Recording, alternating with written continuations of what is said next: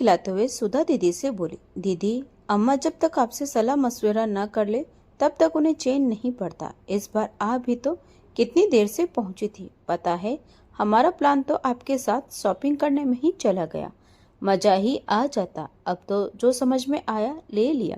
सुधा के बगल में लेटी हुई अम्मा लखनऊ में दर्द के बावजूद तुरंत उठ गई और विवाह को भी उठा दिया। सचमुच उन्होंने किसी को भनक तक नहीं लगने दी। दरवाजे से बाहर निकलते समय बस राहुल के बेटे को इशारा दे गई कि जरा बाहर जा रहे हैं, देर हो सकती है, पर ज्यादा समय नहीं लगा। शायद अम्मा पहले से ही सोचकर निकली थी। पूजा के लिए एक सिल्क बनारसी साड़ी और नेहा के लिए सफेद पर पीली बूटी वाली चंदेरी साड़ी।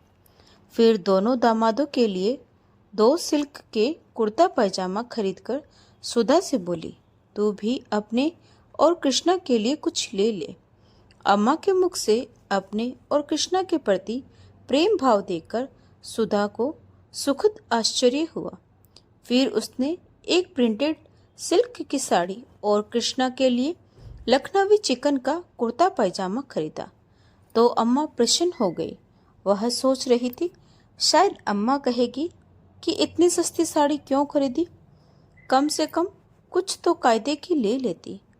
पर ऐसा कुछ भी नहीं हुआ, बल्कि संतोष की चितवन उनके चेहरे पर मुखर हो उठी थी। वे बोली, वे दोनों तो नकचड़ी हैं, दामाद भी रोग वाले हैं। इन कपड़ों के ऊपर सगुन का लिफाफा, फल, मिठाई देकर विदा कर दूंगी। कुछ कम लगे तो बताना। कल सुबह ही तो वह इंदौर एक्सप्रेस से यहाँ पहुंचे थे। राहुल की पत्नी विभा और दोनों बहनें कहने लगी, दीदी आ गई, दीदी आ गई। पूरी तरह दबा दिया।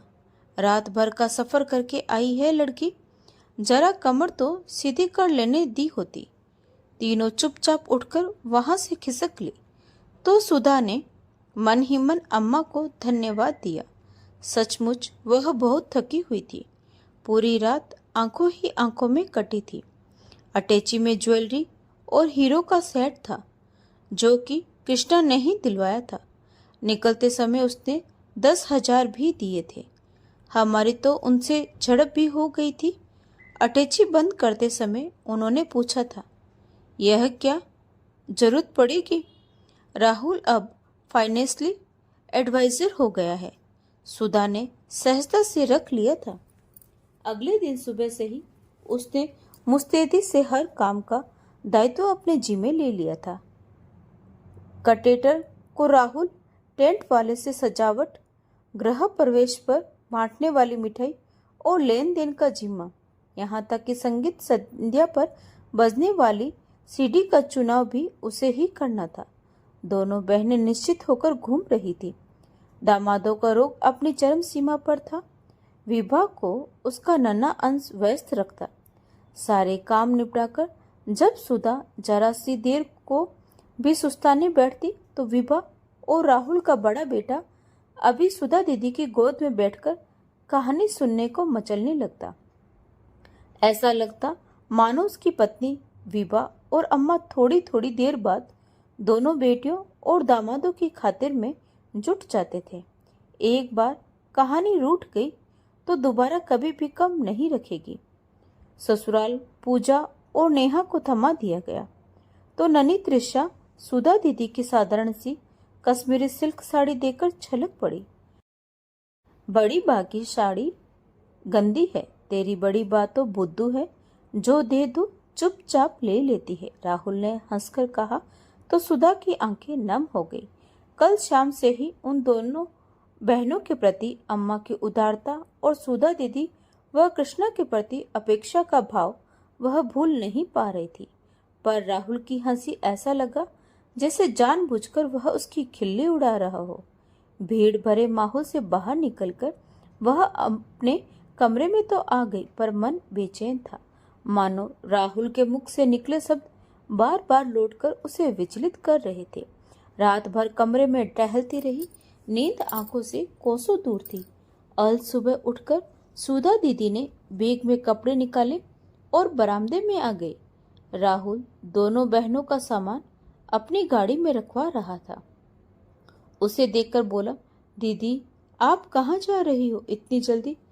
विभा भी पास आकर खड़ी हो गई।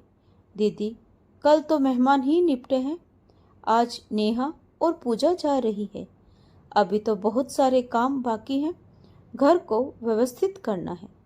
सुधा ने रुखाई से कहा, वह सब तो तुम भी कर सकती हो। विभा चुप हो गई। करोगी तो उन्हें भी बुला लीजिए, उसने जिद की। सुधा ने उसके गाल थपथपाए और गोद में उठा लिया। उन्हें दफ्तर भी तो जाना है। देखो मैं तो यहाँ बढ़िया बढ़िया पकवान बना रही हूँ और वहाँ तुम्हारे फूफा जी ब्रेड दलिया खिचड़ी पर गुजारा कर रहे होंगे। पर दोनों बच्चों ने जिद पकड़ ली, जोर जोर से रोने लगे। तो विभा बोली, दीदी कृष्णा को तो आदत है, वह तो अकेले रह लेते हैं। पिछली बार जब आप अम्मा की सर्जरी के समय आई थी तब भी तो 15 दिन रही थी। नेहा और पूजा के ब्याह पर भी तो 10 दिन पहले ही आ गई थी। मेरे दोनों बेटों की डिलीवरी पर भी आप 1 महीने तक रुकी थी। अम्मा से तो ज्यादा काम होता नहीं। नेहा और पूजा को इतनी छुट्टी नहीं मिलती। इसीलिए तुम और कृष्णा की बलिदानी प्रवृत्ति का फायदा उठाते हो तुम लोग। हम दोनों में कर्तव्य बोध की भावना कूट कूट कर भरी है, इसीलिए दुख सुख में चले आते हैं। सुधा ने मन ही मन कहा और बैग में ताला लगा दिया। रुक जा सुधा, अब तो तेरी बहुएं भी आ गई है। अम्मा ने अधिकार जताया तो सुधा ने मजबूरी जताई। फिर भी तो दफ्तर जाती हूँ। अरे कुछ दिनों की तो बात है, उनके सब क्या? उन दोनों का कोई कर्तव्य नहीं इस घर के प्रति? सुधा मन ही मन सुलगने लगी और उसने राहुल के लौटने तक की भी प्रतीक्षा नहीं की। उसके पांव उखड़ चुके थे। रिक्शा राहुल के घर के बाहर ही मिल गया। शब्दहीन खड़ी विभा और टखने सहलाती अम्मा को छोड़कर वह स्टेशन पहुंच गई। बिना आरक्षण के 3rd क्लास में ही बैठना पड़ा। थोड़ा बहुत हिल डुल कर यात्रियों से समझौता करके उसने खुद को सीट पर व्यवस्थित किया। फिर खिड़की से सिर टिकाकर सोने का उपक्रम करने लगी। पर जब मन परेशान हो तो नींद कोसों दूर चली जाती है। इंसान सचमुच नियति के चक्र का खिलौना है। हम दोष किस्मत और कर्म को देते हैं, पर सच तो यह है कि हमारा हठ, हमारा क्रोध हमारे ही कष्ट का कारण बनता है। जब तक हम जीने की कला को समझ पाते हैं बहुत देर हो चुकी होती है। यह ठीक हो जाता है, परंतु अतीत मनुष्य के भविष्य की दिशा भी तय करता है। अनजाने ही उसका अतीत उसके सामने आकर खड़ा हो गया था। मध्यम वर्गीय परिवार में जन्मी एक सामान्य कन्या को हमेशा खुद पर ही तरस खाकर जीना पड़ता है। बाबूजी की कलर की नौकरी से मिलने वाली मुट्ठी भर आमदनी, मकान का किराया और राशन आदि का जुगाड़ करते करते पहले सप्ताह में ही समाप्त हो जाती थी। खर्चों की बौछार पड़ी रहती थी। इतना तो तय था कि चादर के भीतर ही पांव फैलाने हैं। बच्चों का पालन पोषण कैसे हो? 10वीं की परीक्षा का परिणाम आते ही उसने छोटी मोटी ट्यूशन करनी शुरू कर दी।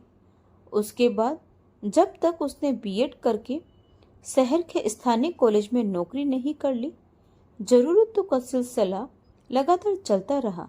शरीर चल फिर सके इतने भजन का जुगाड़, दवा धक, कपड़ों का प्रबंध, यह सब उसके कर्तव्यों में शामिल था और वह करती भी थी। पर अम्मा हर छोटी बड़ी जरूरत के लिए उसका पर्स खोलने का मौका कभी नहीं छोड़ती थी। कभी कभी सुधा सोचती, यदि इन छोटी बड़ी जरूरतों से ही फुर्सत नहीं मिली तो अपनी तनख्वाह से तो थोड़ी बहुत बचत करती थी। उसमें कटौती करनी पड़ती जो वह किसी कीमत पर नहीं चाहती थी, क्योंकि दोनों बहनों का ब्याह और राहुल के करियर की जिम्मेदारी भी तो उसी की थी। भविष्य निधि योजना में जोड़ी गई रकम में से पैसे निकालकर दोनों बहनों का ब्याह रचाया गया। अम्मा की टूटी फूटी चूड़ियों और कंगनों से पूजा ससुराल गई। माँ स्कूल में अंधेरे कोने में बैठकर कामना करती थी कि इसे कभी किसी की नजर न लगे। घर से स्कूल, स्कूल से घर। जब से होश संभाला, अम्मा को टखने सहलाने ही देखा था। आर्थराइज्ड उन्हें हमेशा परेशान करता था, इसीलिए उनसे किसी प्रकार की उम्मीद नहीं की जा सकती थी। सुधा का बचपन ट्यूशन पढ़ाने और घर के रोजमर्रा के कामों को निपटाने और पढ़ने पढ़ाने में ही बीता। 2 बरस के अंतराल में नेहा और पूजा ने एक एक पुत्र को जन्म दिया। घर में खुशी की लहर दौड़ गई। अम्मा ने संकेतों में भूमिका बांधनी शुरू की। उसे पता चल गया कि उन्हें पैसे चाहिए। उसने फिक्स डिपॉजिट तोड़कर उन्हें दे दिया। तभी मन में एक आवाज उठी, काश कोई मेरे बारे में भी सोचता। उम्र के इस पड़ाव पर अन्य कुमारी कन्याओं की तरह उसकी भी कृष्णा से मुलाकात कॉफी हाउस में बड़े ही दिलचस्प अंदाज में हुई थी। 9 वर्ष की पूर्व संध्या पर उसने अपने कुछ सहकर्मियों के साथ कॉफी हाउस में एकत्र होने का कार्यक्रम तय किया था। बाद में शॉपिंग, पिक्चर और घर लौटने तक मौज मस्ती। अम्मा की लिस्ट में तो यह सब फिजूल खर्ची ही था, पर उस दिन न जाने वह कैसे चुप हो गई थी। 1 घंटे तक वह वहीं रही, लेकिन कोई नहीं आया। तभी अचानक एक पुरुष उभरा। क्या मैं आपके साथ बैठकर कॉफी पी सकता हूँ? सुधा ने चौंक कर उन्हें देखा, फिर हाँ कह दी। कॉफी के साथ सैंडविच खाते समय उसने महसूस किया यूं बाहर घूमना और फिल्म देखना सर्वथा नया अनुभव था। फिर भी सब कुछ भला लग रहा था। घर लौटते समय क्या परिचितों की तरह उन्होंने अपना विजिटिंग कार्ड पकड़ाया और बोले, मेरी तरफ से आपकी फ्रेंड्स को देरी से थैंक्स। मेरी फ्रेंड्स को? उसने चौंक कर पूछा। हाँ, उन्हीं के कारण तो हम मिल सके, उन्होंने मुस्कुराकर कहा।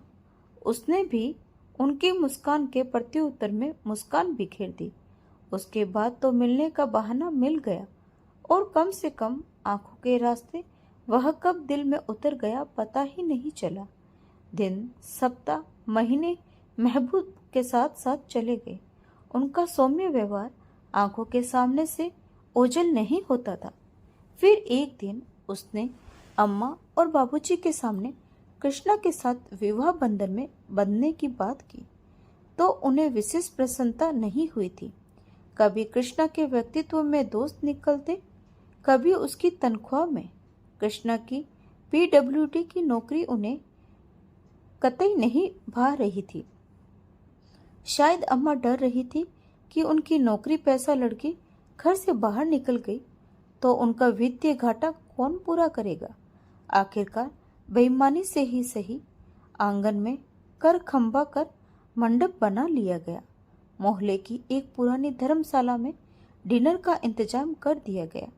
पत्थरों पर सबको खाना खिलाकर विदा कर दिया गया। 2 हफ्ते भी नहीं बीते थे उसके ब्याह को कि एक दिन अम्मा का फोन आया। घबरा कर बोली, तुम्हारे बाबूजी ने नौकरी छोड़ दी। बिना अपना नफा नुकसान सोचे वह भागी भागी पीहर चली गई थी और आंचल में समेट लाई थी अम्मा के आंसू और बहन भाई के रह गए दायित्व। बहनें तो ब्याह कर अपने अपने घर की हो गई। भाई काफी दिन बाद जीवन में पहली बार बाबूजी से चिढ़ हो गई थी। उसे अपने साक्षात बॉस के डिसमिस होने पर स्वयं को इस्तीफा देना पड़ा। नैतिकता की दुहाई देने वाले बाबूजी से पूछने का मन किया, अगर नेतागिरी ही करनी थी तो बेटी की कमाई क्यों खाते रहे? साक्षात बॉस ही तो थे, सहोदर तो नहीं। जब अपनी ही बेटी दिन रात एक करके पैसों का जुगाड़ करती थी और यह सब उसकी गाढ़ी कमाई पर ऐसे टूटे थे जैसे कबूतरों का झुंड रोटी पर टूट पड़ता है, तो नैतिकता की भावना कहाँ चली गई थी? उस समय वह सबसे ज्यादा टूटी थी। उसने कहानी से भी प्रतियोगी परीक्षा उत्तर नहीं की थी। वह और कृष्णा उसे अपने साथ इंदौर इंजीनियरिंग कॉलेज में कंपटीशन देकर दाखिला दिलवा चुके थे। राहुल को संतुष्ट देखकर वह भी खुश रहती थी। वे दोनों गांव से उसके साथ ससुराल गए थे। उनके आने से रिश्तेदारों की आवाजाही भी बढ़ गई थी। खर्च का अतिरिक्त भार बढ़ा तो घर का बजट डगमगाने लगा। एक बार मन में आया कृष्णा से कहूँ, अपने माता पिता को समझाए कि हर समय महफिल जमी रहने से खर्च का भार काफी बढ़ गया है, लेकिन फिर चुप हो गई थी। कृष्णा भी तो उल्हाना दे सकते थे। तुम्हारा भाई हमारे पास रह रहा है, क्या इज्जत रख रहा है। उस वर्ष अंत आते आते राहुल ने बीए के फॉर्म भरने शुरू कर दिए थे। एक एक फॉर्म हजारों की कीमत रखते थे।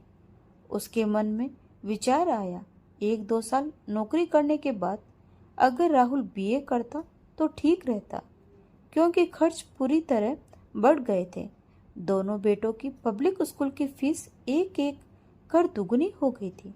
ससुर की दवाई, बच्चों की स्कूल फीस और घर के खर्च के चतुर्भुज में वह अपने जीवन की परिधि ढूंढने की कोशिश करती ही रहती थी।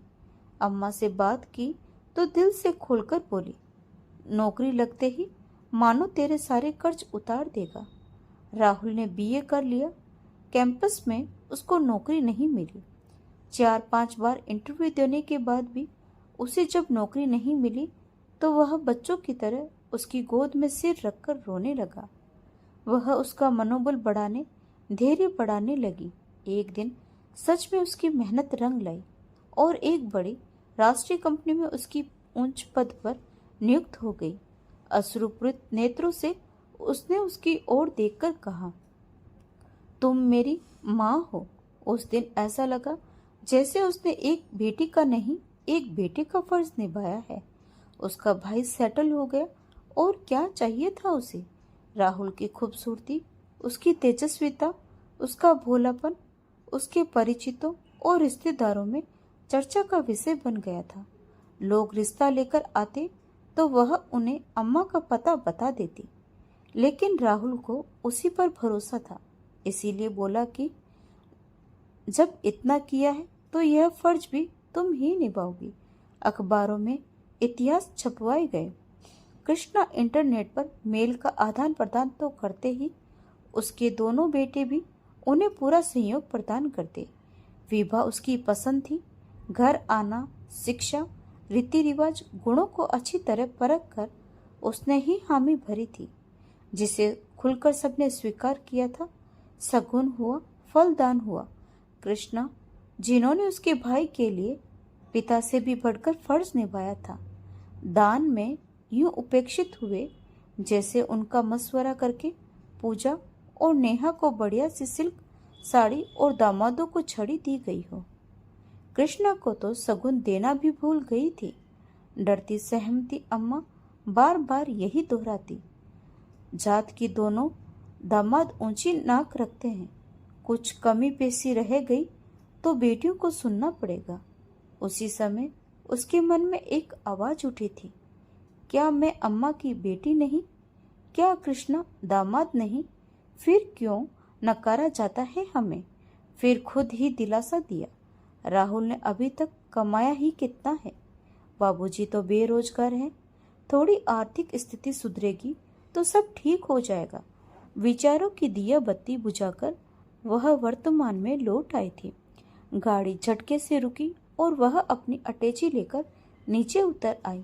स्टेशन पर किसी के आने का प्रश्न ही नहीं उठता था, क्योंकि उसने अपने आने की पूर्व सूचना तो किसी को दी ही नहीं थी। उसे यकायक आया देखकर कृष्णा हैरान रह गए थे। यह क्या, न चिट्ठी, न पत्री, न ही फोन पर कोई सूचना, अचानक ही कैसे चली आई सुधा? सुधा दीदी कृष्णा की बाहों में सिमटकर बिलक बिलक कर रो पड़ी। कृष्णा समझ नहीं पा रहे थे कि यह बिन बादल बरसात कैसे हो रही है। क्या बात है? किसी से कुछ खटपट हो गई क्या? कोई मनमुटाव, झगड़ा? हाँ हाँ, मैं तो हूँ ही ऐसी, मुझे तो किसी से निभाना ही नहीं आता। उसके मन में जो सुलग रहा था उसी का विस्फोट था यह। अपने भावों से उसने जताया था, गुस्सा करना मुझे भी आता है, दरवाजा पटकते हुए वह अपने कमरे में चली गई। कृष्णा ने उसकी दुखती रग पर हाथ रख दिया था। उसका व्यवहार अचानक ही आक्रामक और असहिष्णु हो उठा था। बेइज्जती भी हद होती है। एक तो काम करो, ऊपर से इन शब्दों की मार। वह लगभग चिल्लाने लगी थी। कृष्णा के शब्द तीर की तरह उसके कलेजे में जा धसे। हाँ हाँ, मैं तो हूँ ही सीधी सादी बुद्धू, तभी तो चल पड़ती हूँ सबका सुख दुख बांटने। अम्मा और बाबूजी का व्यवहार तो हमेशा से ही शुष्क था, अब राहुल भी वैसा ही हो गया है। उसने पीहर में हुआ वह सब कुछ कृष्णा को बता दिया था। उत्तेजना में उसे यह भी याद नहीं रहा था कि कृष्णा तो उसके घर के दामाद हैं। यदि तानों और उल्हानों से विझने लगे तब क्या होगा, या फिर बहू के सामने ही निशाना बनाने लगे तब। लेकिन ऐसा कुछ भी नहीं हुआ। उसके आवेश पर ठंडे पानी की छींटे मारते हुए कृष्णा हंस पड़े और बोले, यह तो सोचो उन सबको तुम पर कितना विश्वास है। तुम पर अपना अधिकार समझते हैं, तभी तो अपना हर दायित्व तुम्हें सौंप देते हैं। नौकर समझते हैं मुझे। वह फुफकारते हुए बोली, नहीं, अधिकार भावना के तहत कहते हैं। तुम्हें शक्ति है, घर पर इतना तो है कि शक्ति है। तुम्हारा हस्तक्षेप पसंद नहीं, पर उसने भी तो नहीं कहा कभी। कृष्णा ने लाख समझाने की कोशिश की, मगर वह किसी भी प्रकार की सकारात्मक प्रतिक्रिया सुनने की मन स्थिति में नहीं थी। उसके तेवर यथावत बने रहे। वह चुपचाप कमरे को छोड़कर चले गए। सुधा दीदी एकदम निशब्द हो गई। सारी चेतना जड़ हो गई थी उसमें। उस बात को कई महीने बीत गए। उसने एक बार भी मायके फोन नहीं किया, न ही हाल चाल पूछा। राहुल कभी फोन करता तो वह साफ लहजे में बात काट देती। वह समझ नहीं पा रही थी कि संपूर्ण दायित्व उसके ही हिस्से में क्यों आता है। मान सम्मान की अधिकारिणी वही क्यों बनी है हमेशा, उसे ही क्यों नकारा जाता है। इन सब चक्रों में उसने अपने घर परिवार और बच्चों की कितनी हानि की है, यह वह जानती है। जब तक आर्थिक विपन्नता थी तब तक तो ठीक था, पर अब बेटियों से पक्षपात क्यों। रक्षाबंधन का पावन अवसर आया।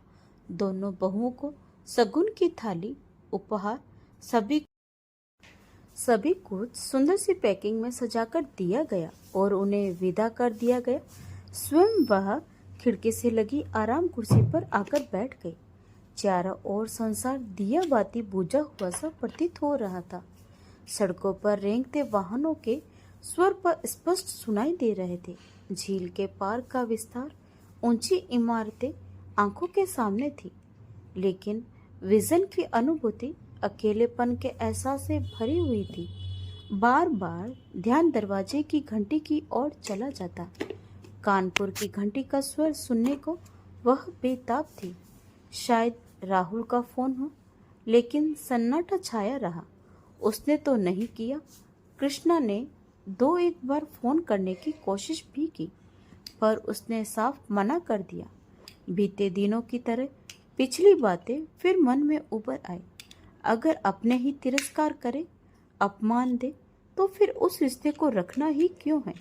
विचारों के चक्रवात में उलझी रही वह घबराहट सी होने लगी।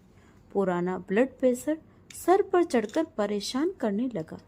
मस्तिष्क की सिराओं में तनाव सा महसूस होने लगा।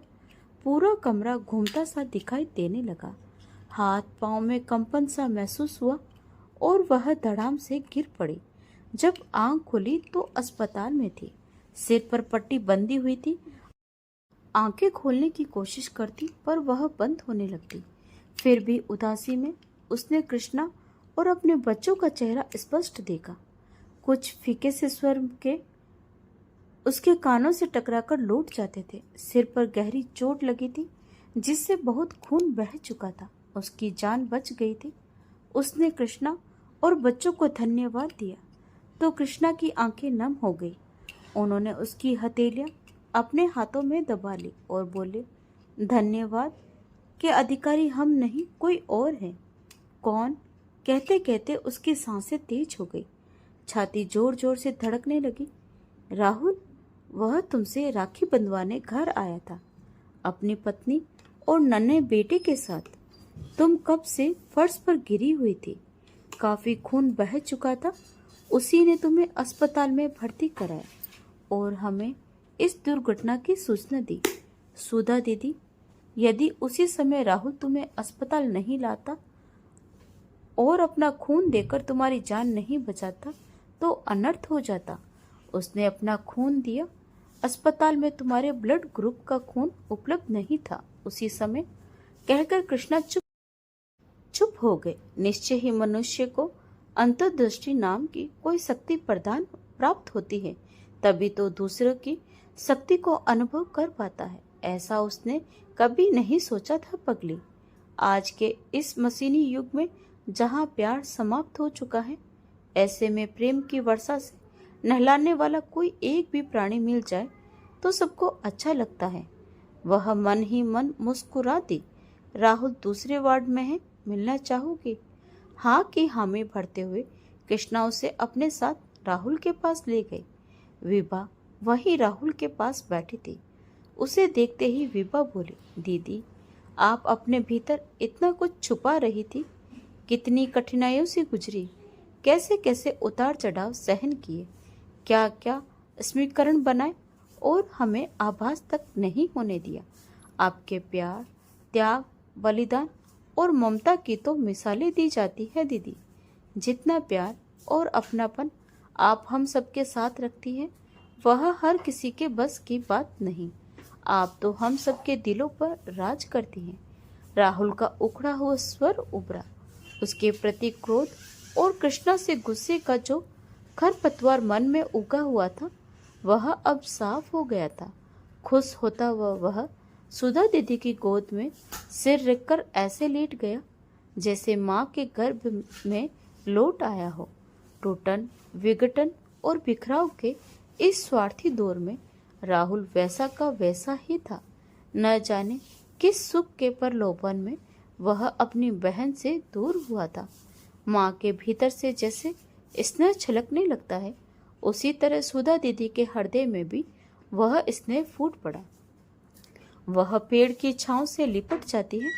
जैसे ही उसने भी भाई को गले से लगा लिया, जैसे ही वह कुछ कहने को हुई, राहुल ने आगे बढ़कर उसके चरण स्पर्श किए तो उसने उसे गले से लगा लिया। वे दोनों भाई बहन एक हो गए, हमेशा हमेशा के लिए। तो दोस्तों, आपको यह कहानी कैसी लगी कमेंट करके ज़रूर बताएं। और अगर कहानी अच्छी लगी हो तो प्लीज़ वीडियो को लाइक, शेयर और सब्सक्राइब जरूर करें। तो मिलते हैं एक नई कहानी के साथ। धन्यवाद। Thanks for watching.